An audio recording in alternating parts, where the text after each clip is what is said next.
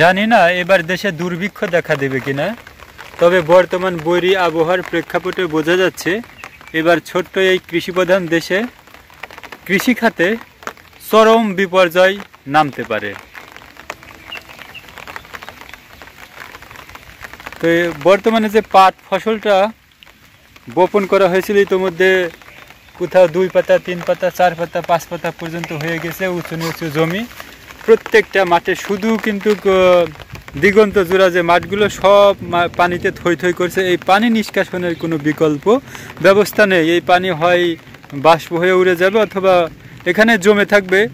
যদি একটু দীর্ঘ সময় জমে থাকে 2-3 দিন মতো, তাহলে পাট, এই কোমলমতি পাটগুলো পচে যাওয়ার প্রবল সম্ভাবনা রয়েছে। পরপর 3 দিন ঘন বৃষ্টির ফলে এই মাঠের এই অবস্থা। তো এখনও কিন্তু এই বৃষ্টি যাওয়ার সম্ভাবনা নেই।